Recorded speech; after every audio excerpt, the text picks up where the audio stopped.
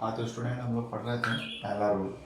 कुछ basic rules पढ़ने हैं हम लोगों को रे डायग्राम को बनाने से पहले। तो पहला रूल था कि जब लाइट रेस पैरेलल जाती है प्रिंसिपल एक्सिस के होते हुए तो वो रिफ्रैक्शन के बाद यानी बेंडिंग के बाद, बेंडिंग क्या होती है हम लोग पढ़ चुके हैं पहले भी, है ना, कि लाइट का जो बेंड हो जाना होता है एक मीडियम से दूसरे मीडियम में। जैसे यहाँ जो मीडियम एयर है मान लेते हैं, कुछ नहीं है तो एयर है, और एयर से होते हुए लाइट ग्लास में जा रही है। अब एयर का ऑप्टिकल डेंसिटी अलग है, उसका रिफ्रैक्टिव इंडेक्स अलग है ना। इसका ऑप्टिकल डेंसिटी अलग है ग्लास का या हमारा जो लेंस है, और इसका रिफ्रैक्टिव इंडेक्स भी अलग है। ऑप्टिकल डेंसिटी यानी रिफ्रैक्टिव इंडेक्स दोनों एक को हम सेम मान सकते हैं, है ना। तो चूँकि इसका रिफ्रैक्टिव इंडेक्स एयर से ज़्यादा है इसलिए लाइट को ये बेंड कर रहा है, और उसी प्रॉपर्टी की वजह से जितनी भी पैरेलल रेस आ रही हैं इस लेंस के थ्रू वो एक ही पॉइंट पे मिल रही है, फोकस पे, है ना, रिफ्रैक्शन के बाद।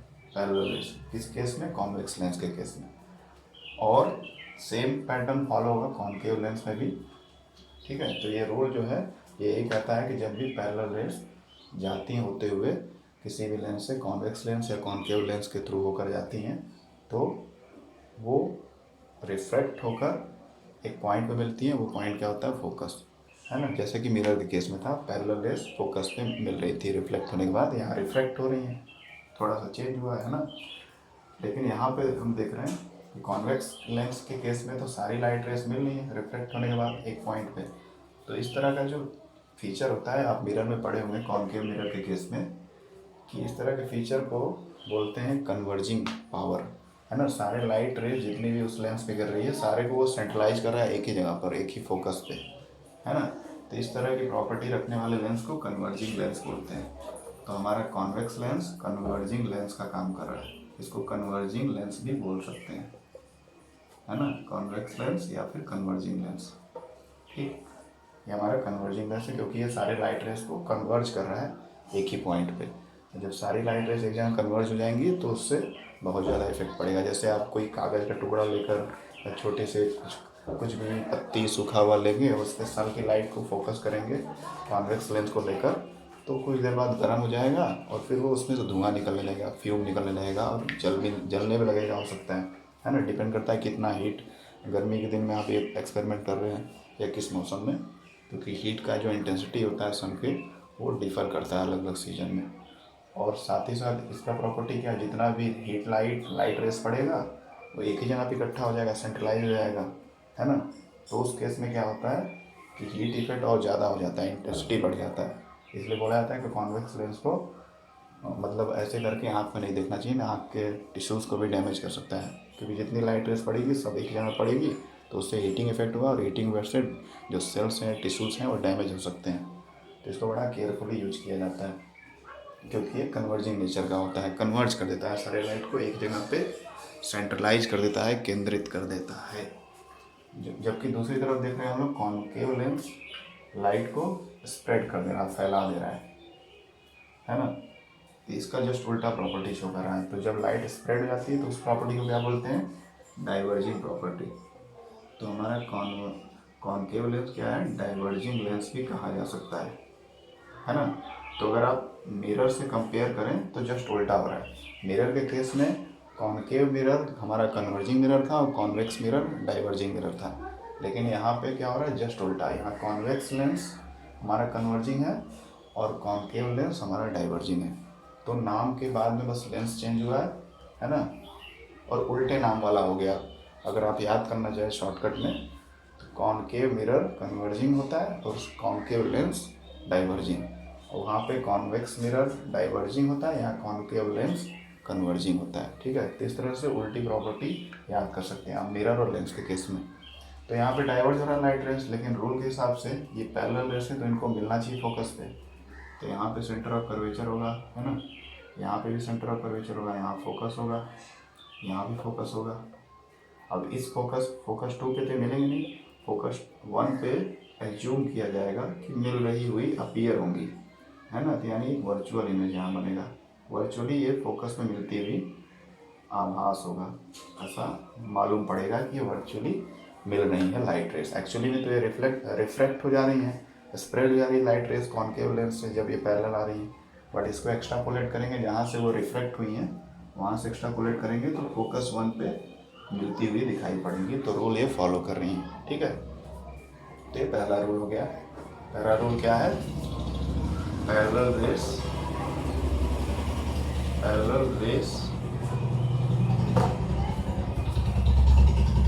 meet at focus after refracting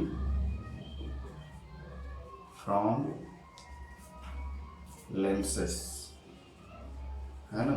पहला प्रॉपर्टी ये हो गया, जो पैरेलल रेस आती हैं वो कहाँ पे मिलती हैं? फोकस में मिलती है। यहाँ पे मिलती है एक्चुअली में कॉन्वेक्स लेंस के केस में, यहाँ पर मिलती हुई अपीयर होती है। ये थोड़ा सा वर्ड आप चेंज कर सकते हैं। तो पहला रूल ये है कि पैरेलल रेस फोकस में मिलती हैं after refracting from the lenses. Lens के सरफेस से रिफ्रैक्ट होने के बाद वो फोकस में मिलती हैं। This is the first rule. Okay, now we will move to the second rule. Second rule अब देखते हैं, इसको मिटा देते हैं। ये सब नाम आपको याद होना चाहिए, कौन कन्वर्जिंग का काम कर रहा है, कौन सा डाइवर्जिंग का। तो पहला रूल हो गया। दूसरा rule number 2। Rule number 2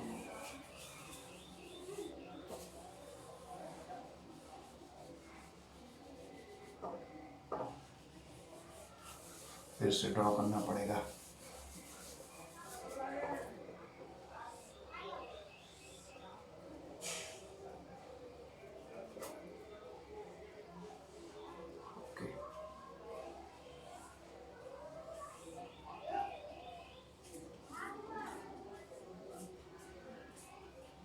okay, लगता है मार्कर भी खत्म हो गया। तो ये थोड़ा ऊपर नीचे हो गया, टेढ़ा मेढ़ा, लेकिन इसको स्ट्रेट ही मान के चलिए। तो सेकंड रूल क्या है? सेकंड रूल भी वही मिरर से मैच करता हुआ ये, कि फोकस से अगर लाइट रेस जाती हैं, अगर डायरेक्टली फोकस से तिरछी लाइट रेस आ रही हैं तो वो रिफ्लेक्शन के बाद पैरेलल हो जा रही थी। मिरर के केस में यहाँ पर रिफ्रैक्शन के बाद पैरेलल हो जाएंगी। तो ये दूसरा रूल है। तो सेंटर ऑफ कर्वेचर, ये फोकस 1, ये मान लीजिए फोकस 2, और ये सेंटर ऑफ कर्वेचर इधर वाला, ठीक। ये हमारा ऑप्टिकल सेंटर यहाँ पे O, और इसका थोड़ा नीचे बनाना पड़ेगा हम लोगों को, मान के चलते हैं नीचे की तरफ, क्योंकि ये भी शो करना है। इसका ऑप्टिकल सेंटर यहाँ पर होगा कहीं पे, ये हम फोकस मान लेते हैं। ये सेंटर ऑफ कर्वेचर फोकस 1, ये हमारा सेंटर ऑफ कर्वेचर, ये फोकस 2, ये सेंटर ऑफ कर्वेचर, ठीक है। तो दूसरा रूल क्या है कि जब लाइट रेस डायरेक्टली फोकस पे पड़ती हैं तो वो रिफ्रैक्शन के बाद क्या होती हैं? रिफ्रैक्शन के बाद पैरेलल हो जाती हैं प्रिंसिपल एक्सिस के, ठीक है। थोड़ा सा लेंस वगैरह आपको उसको सोच कर थोड़ा बड़ा बनाना पड़ेगा, क्योंकि फोकस पे थोड़ा ऐसे लाना पड़ेगा लाइट रेस को। तो चलिए, ये फोकस पे लाइट रे मान लीजिए पड़ रहा है, डायरेक्टली ऐसे तिरछा आ रहा है लाइट रे, ठीक है। यहाँ तक आया, और यहाँ के आने के बाद ये बड़ा गड़बड़ हो रहा है। एक फिगर को मुझे मिटाना पड़ेगा, नहीं कंफ्यूजन होगा। तो यहाँ तक आया, और यहाँ के आने के बाद ये पैरेलल हो गया। तो फोकस से जो लाइट रेस आती हैं वो रिफ्रैक्शन के बाद लेंसेज में पैरेलल हो जाती हैं।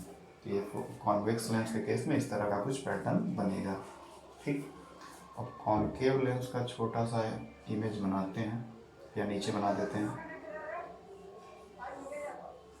ठीक है। ये कॉन्केव लेंस है, सेंटर ऑफ कर्वेचर या फोकस 1, ये फोकस 2, ये सेंटर ऑफ कर्वेचर 2, है ना। अब यहाँ से फोकस से लाइट जा रही है, ठीक है। फोकस से लाइट जा रही है, तो अच्छा कैसे आएगा, मान लेते हैं इससे कि फोकस से ऐसे लाइट रेस आ रहा है, नहीं, हाँ ठीक है। तो ये फोकस से लाइट रेस आ रहा है, ठीक। और फोकस से लाइट रे आने के बाद क्या होगा, यहाँ तक आएगा, है ना। यहाँ तक आने के बाद ये इसका सेंट्रल पॉइंट है, वहाँ से तो ये हो जाएगा बैकवर्ड। पैरेलल जाने के बजाय ये, 1 मिनट इसको मैं थोड़ा सा बताता हूँ आपको, कुछ गड़बड़ हो रहा है लेंसेज के केस में, कुछ गड़बड़ हो रहा है। अच्छा ठीक है, पैरेलल रेस आई फोकस पे, फोकस से पैरेलल हो गई। अच्छा ठीक है, कुछ थोड़ा सा इसमें अलग तरीके से करना है ना, ये थोड़ा सा गड़बड़ हो गया था। ये सेंटर ऑफ कर्वेचर, ये फोकस 1। अब लाइट रेस क्या करेंगे हम लोग, है ना, लाइट रेस यहाँ से पार करेंगे, ऐसा मानेंगे, मेजर करेंगे कि ये फोकस से आ रही है, मतलब इसके सीधे में थोड़ा लेंस को ऊंचा बनाएंगे, इसके सीधे में थोड़ा इसको और ऊपर तक बनाएंगे लेंस को, और ये लाइट रेस मान लीजिए आ रही, फोकस पे जा रही है ना, और यहाँ तक आ रही है, यहाँ तक आने के बाद पैरेलल हो जा रही है। ठीक है, हालांकि ये फोकस में मिल नहीं रही है ना, फोकस में मिल नहीं रही है, इसको एज्यूम करना पड़ेगा वर्चुअली मिल रही है। थोड़ा सा इसको सही से ड्रॉ करेंगे तो फोकस में मिलेगी। ठीक, एक बात ध्यान दीजिए कि जैसे मिरर के केस में कॉनकेव मिरर जो था वो सारे के सारे लगभग इमेज 5 कंडीशन में रियल बना रहा था, और एक केस में वर्चुअल इमेज बना रहा था, और कॉन्वेक्स मिरर के दोनों केस में वर्चुअल इमेज बन रहे थे। सिमिलर यहाँ पर थोड़ा सा जस्ट उल्टा हुआ है, नाम के आधार पर अगर देखें, यहाँ पे कॉन्वेक्स लेंस मैक्सिमम जितने हैं इमेज वो रियल बनाएगा एक को छोड़कर, यानी कॉनकेव मिरर का सारा काम अब कॉन्वेक्स लेंस कर रहा है। यहाँ पर सारे रियल इमेज बनेंगे 5 कंडीशन में, छठवां को छोड़कर, और कॉनकेव लेंस हमेशा वर्चुअल इमेज बनाता है ना, क्योंकि ये लाइट रेस को कन्वर्ज करता नहीं, मिलाता नहीं, बिखेर देता है। तो जिस डायरेक्शन में हम लोग चाहते हैं लाइट रेस जाए वहाँ पे नहीं जा पाता है। तो हम लोग, दूसरा रूल क्या था कि फोकस पे लाइट होके जाएगी और फिर पैरेलल हो जाएगी। तो फोकस की तरफ हम लोग लाइट रे को ला तो रहे हैं दूसरे वाले फोकस की तरफ, है ना, तो यहाँ से लाइट रे आ तो रही है लेकिन वहाँ तक पहुँच नहीं पाती है, क्योंकि ये डाइवर्ज कर देता है लाइट को। तो यहाँ से पैरेलल होगी, तो वहाँ पे एक्स्ट्रापोलेट करके हम लोग एज्यूम कर रहे हैं कि यहाँ पे वर्चुअली ये लाइट रेस मिल रही है, ये वर्चुअली मिल रही है, एक्चुअली में नहीं मिल रही है। ठीक, तो ये हमारा F2 पे मिल रही है। ओके, तो ये हमारा सेकंड रूल हो गया कि if light rays pass through focus then थोड़ा गड़बड़ लिखा रहा है, pass through focus then, focus से जब पास होती है then it will become parallel to the principal axis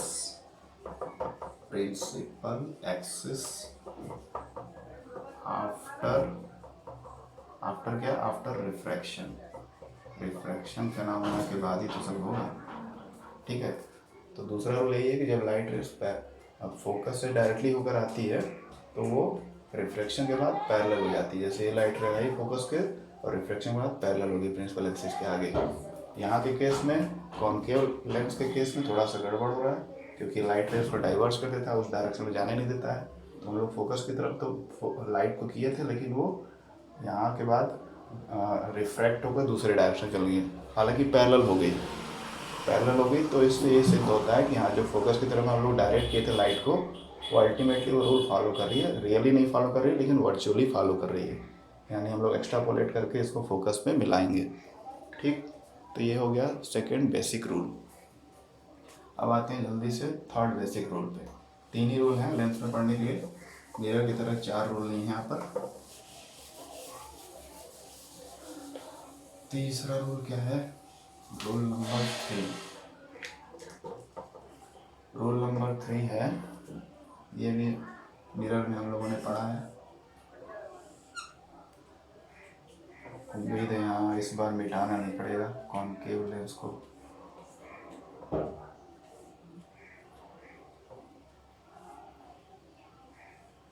okay, तो ये हमारा लेंसेज हो गया, प्रिंसिपल एक्सिस हो गया, सेंटर ऑफ कर्वेचर थोड़ा ढंग से बनना चाहिए।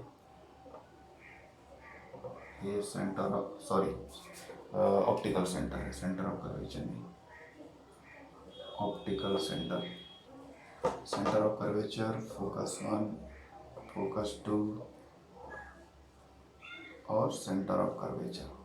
थोड़ा सा दूरी बना के रखते हैं। Centre of curvature, focus 1, focus 2 मान लेते हैं यहाँ पे, और सेंटर ऑफ कर्वेचर। ठीक, ये सारी चीज़ें हो गई। अब तीसरा रूल बोलता है कि जब लाइट रेस ऑप्टिकल सेंटर से होके जाती हैं तो उसमें उनके डायरेक्शन में कभी भी चेंज नहीं होता है, वो सीधी निकल जाती हैं। ठीक है, जैसे मिरर के केस में हम लोगों ने पढ़ा था कि सेंटर ऑफ कर्वेचर से जब लाइट रेस जाती हैं तो वो मतलब उसी रास्ते से वापस आ जाती हैं। हालांकि वहाँ रिफ्लेक्शन होता है, यहाँ तो रिफ्लेक्शन नहीं हो रहा है, तो कुछ उस तरह से याद कर सकते हैं आप। यहाँ के केस में क्या है कि जब लाइट रेस इस सेंटर ऑप्टिकल सेंटर से होके जाती है तो वो बिना रास्ता चेंज किए, बिना रिफ्लेक्ट हुए सीधे निकल जाती हैं। ठीक, तो ये तीसरा रूल है। तो ये लाइट रेस आया और ऑप्टिकल सेंटर से सीधा निकल गया, अपने रास्ते में वो कभी भी डेविएट नहीं हुआ या डाइवर्ट नहीं हुआ। सिमिलरली यहाँ भी वही केस होगा। तो कोई भी लेंस हो, ऑप्टिकल सेंटर से जब लाइट रेस आएगा तो उसके डायरेक्शन में कोई भी चेंज नहीं होगा। और दूसरा केस, जैसे कि हम लोग मिरर में पढ़े थे कि अगर लाइट रेस प्रिंसिपल एक्सिस के अलॉन्ग आ रहा है, उसी रास्ते पे आ रहा है, तो भी उसका डायरेक्शन चेंज नहीं होता है, वो ऐसे उसी रास्ते पे जाता है।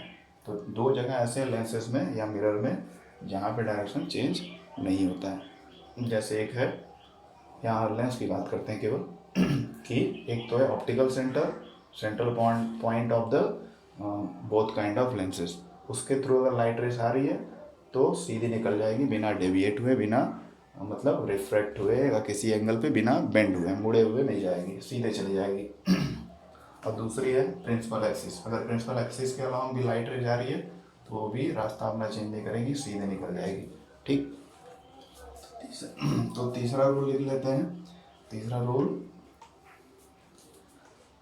Light when light passes through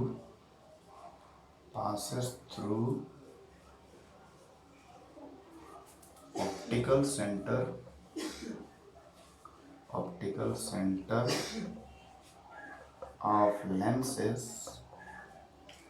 of lenses, then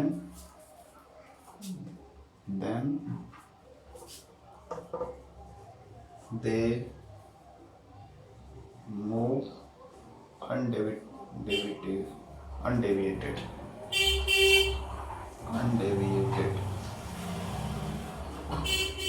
or without deviation।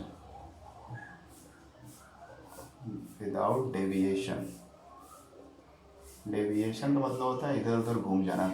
जैसे लाइट रेस अलग अलग केसेस में घूम जा रही थी, डेविएट हो जा रही थी, है ना। रिफ्रैक्शन में तो यही होता है, अलग अलग एंगल से लाइट रे मुड़ जाती है, बेंड हो जाती है। बट जब ऑप्टिकल सेंटर से जब लाइट रेस होके जाएगी तो वो डेविएट नहीं होगी और सीधे निकल जाएगी। यही यहाँ पे लिखा है, light rays passes through the optical centre of lenses then they move undeviated. तब वो अनडेविएटेड मूव करती हैं, बिना टेढ़े बेढ़े हुए सीधे निकल जाती हैं। This is the third rule of lenses. ठीक है, तो ये 3 बेसिक रूल थे।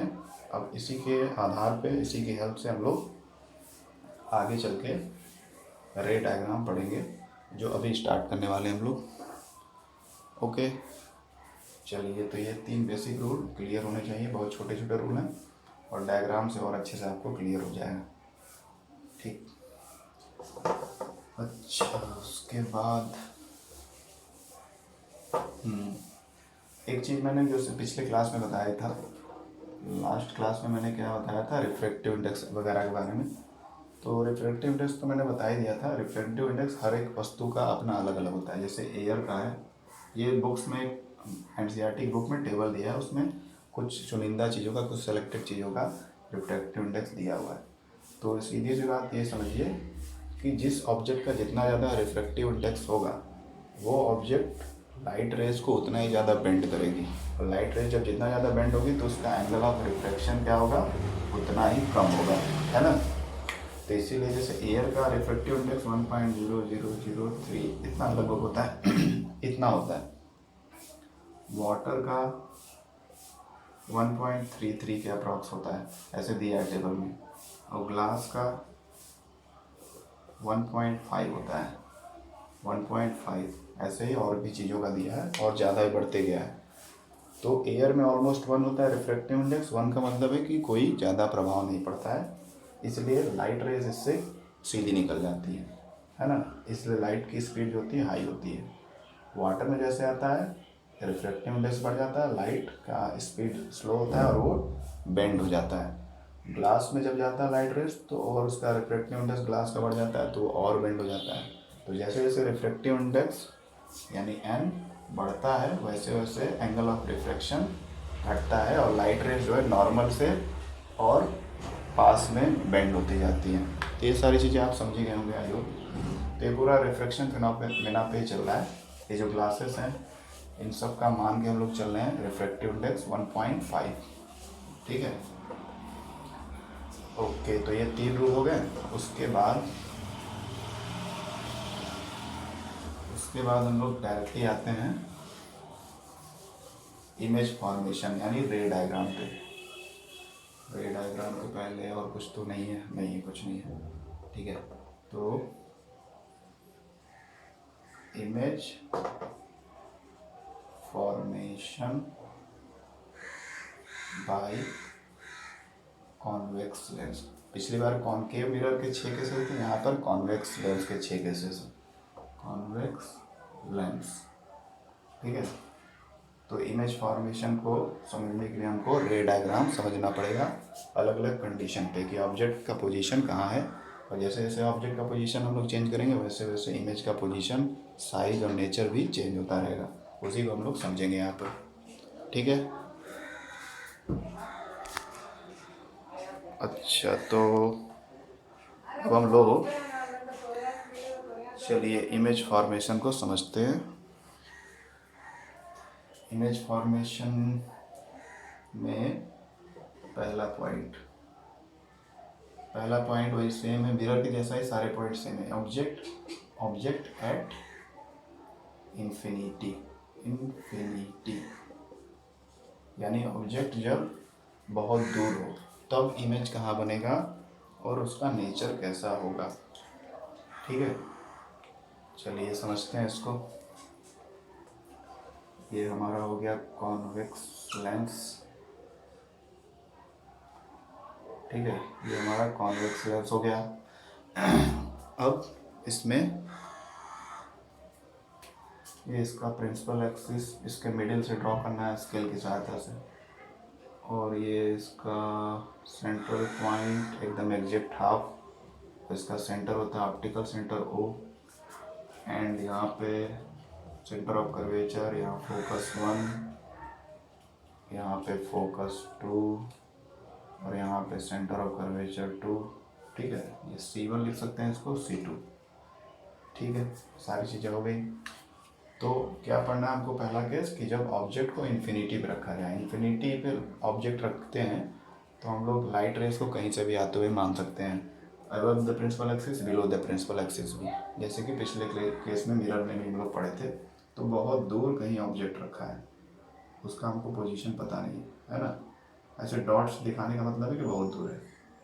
डॉट दिखाने के साथ साथ इन्फिनिटी का साइन बना दीजिए और यहाँ पे कोई ऑब्जेक्ट है। डॉटेड का मतलब वर्चुअल या ऐसा कुछ नहीं है, यानी बहुत दूर है। और यहाँ से लाइट रेस पहले डॉटेड से दिखाएंगे, ठीक है, फिर उसको सॉलिड करेंगे, यानी बहुत दूर से आ रही है लाइट रेस, उसका डिस्टेंस हमको पता नहीं है, ठीक है। तो लाइट रेस आ रही है लेंस के पास, लाइट रेस आ रही है।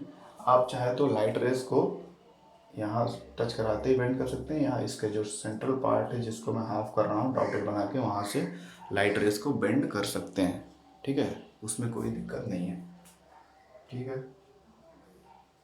तो बहुत दूर हमारा ऑब्जेक्ट है इन्फिनिटी पर, और वहाँ से लाइट रेस आ रहा है, पैरेलल रेस आ रहा है, सारे लाइट रेस पैरेलल आ रहे हैं। और लेंस के पास पहुँचने पे जो पैरेलल रेस आती है रूल के हिसाब से कहाँ मिलती है, फोकस पे, फोकस पे, फोकस पे, फोकस पे।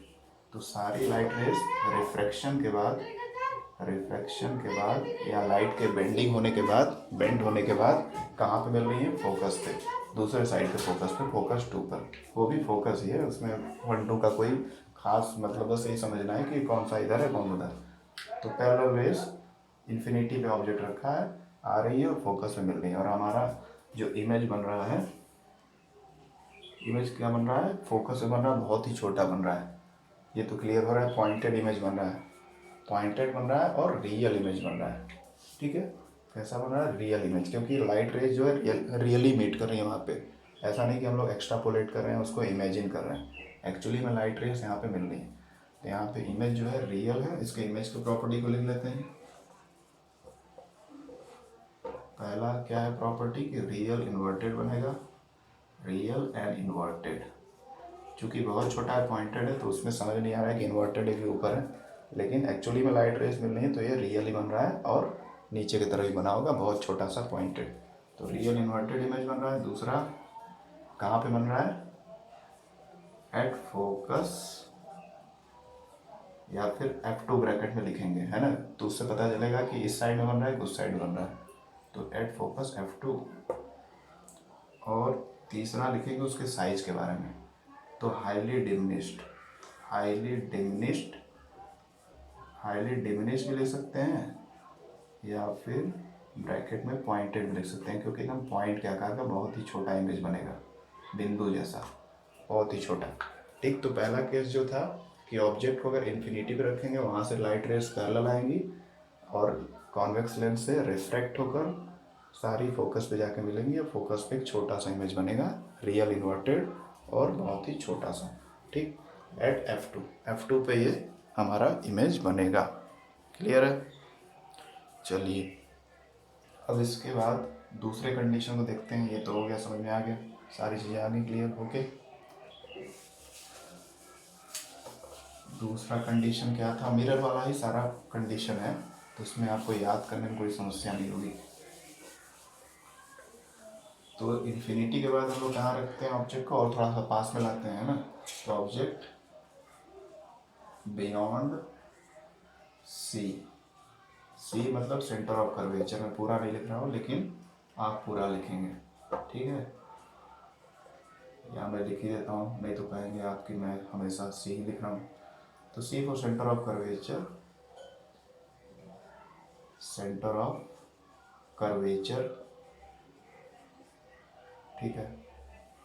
तो ऑब्जेक्ट जब सेंटर ऑफ कर्वेचर से थोड़ा दूर है, यानी इन्फिनिटिव नहीं, हमको पोजीशन पता है कि थोड़ा सा सेंटर ऑफ कर्वेचर से दूर है, बहुत दूर नहीं है कि हमको पता ही नहीं है कि इन्फिनिटी पे है कि कहाँ पर है ना, तो हमको एटलीस्ट पोजीशन उसका पता है, ठीक है, पोजीशन पता है। क्या करेंगे, ये लाइट रेस, ये तो हमारा प्रिंसिपल एक्सिस हो गया, यहाँ पे सेंटर ऑफ कर्वेचर, यहाँ फोकस, यहाँ पे फोकस, ये F1 हो गया, ये F2, ये C2, ये C1, ये इसका सेंटर पॉइंट यहाँ पे ऑप्टिकल सेंटर हो गया। अब ऑब्जेक्ट कहाँ पर है, C के बियॉन्ड, यानी यहाँ पे कहीं है, C से थोड़ा दूर पर है ना। हमेशा ऑब्जेक्ट लेफ्ट साइड में रखना है, तो C1 के थोड़ा सा इधर है, इधर कभी नहीं रखना है ऑब्जेक्ट। तो यहाँ पे कोई ऑब्जेक्ट है, ठीक, अब हमको थोड़ा सा पोजीशन पता चल गया, इन्फिनिटी से थोड़ा और पास में आ गया ऑब्जेक्ट। अब यहाँ से लाइट रेस जाएगी, ठीक, यहाँ से जाने के बाद पैरेलल रेस है, तो पैरेलल कहाँ पे जाएगी, फोकस पे मिलेगी, मिल गई रिफ्रैक्शन के बाद। दूसरी रेस हम लोग क्या पास करा रहे हैं, कहाँ से, यहाँ से पास करा रहे हैं, और ये ऑप्टिकल सेंटर से, ओ से, तो इसको सही से पास कराएंगे। ये थोड़ा टेढ़ी हुई है, नहीं तो सही हो जाता सब। और ये इसको और सीधा लंबा खींचेंगे तो यहाँ पे कहीं काटेगी, है ना, यहाँ पे काट रही है, तो यहाँ पे इमेज बन रहा है। तो हम ए बी मान लेते हैं, इस हमारे ऑब्जेक्ट का नाम था, तो इमेज यहाँ बन रहा है, उल्टा बन रहा है, below the principal axis clear दिख रहा है। ए डैश बी डैश इसको मान सकते हैं, या कुछ और भी अल्फ़ाबेटिकल नाम दे सकते हैं आप। ठीक, तो जब हम लोग ऑब्जेक्ट को बियॉन्ड द सी रख रहे हैं, beyond the centre of curvature रख रहे हैं, तो उस केस में इमेज कहाँ बन रहा है, फोकस और सेंटर ऑफ कर्वेचर के बीच में बन रहा है ना। यहाँ देख रहे हैं आप, या C2 हमारा या F2 है, तो इन दोनों के बीच में कहीं बन रहा है। ओके, और जो इमेज का साइज है वो थोड़ा सा बड़ा बनाए, 1 मिनट, छोटा बनेगा, यहाँ सही से बना नहीं है ना, ये थोड़ा सा ऊपर नीचे हुआ है। ऑप्टिकल सेंटर से जाएगा लाइट रेस ऐसे, हाँ सीधा जाएगा, वो मैं कुछ ज़्यादा ही नीचे कर दिया था, और ये रेस तो ऐसे सीधे आएगा एकदम स्केल की सहायता से। तो ये इमेज बना है, ये हमारा इतना बड़ा ऑब्जेक्ट है, इमेज उससे छोटा बना है, फिर भी पिछले वाले केस से काफ़ी बड़ा बना है ना। ओके, तो यहाँ हमारा इमेज है ए डैश बी डैश। ठीक, क्लियर हो गया। जब ऑब्जेक्ट को हम लोग सी के थोड़ा सा दूर रखेंगे तो वहाँ से एक पैरेलल रेज आएंगी जो रिफ्लेक्ट होकर फोकस में मिलेंगी दूसरे साइड के फोकस पे, और एक रे को हम लोग डायरेक्टली ऑप्टिकल सेंटर से पास कराएंगे, तो ऑप्टिकल सेंटर से सीधी निकल जाती है रेस। जब सही से ड्रॉ करेंगे तो दोनों यहीं पे कहीं मीट करेंगी, फोकस और सेंटर ऑफ कर्वेचर के बीच में, वहीं पे हमारा एक छोटा सा इमेज बनेगा। ठीक है, इस ऑब्जेक्ट के साइज से छोटा बनेगा। तो इमेज की प्रॉपर्टी क्या हो जाएगी, इमेज की प्रॉपर्टी क्या है, पहली प्रॉपर्टी है कि रियल इन्वर्टेड है। ठीक है, पहला भी रियल इन्वर्टेड था, ये भी, जैसा कि हम लोग बात कर रहे थे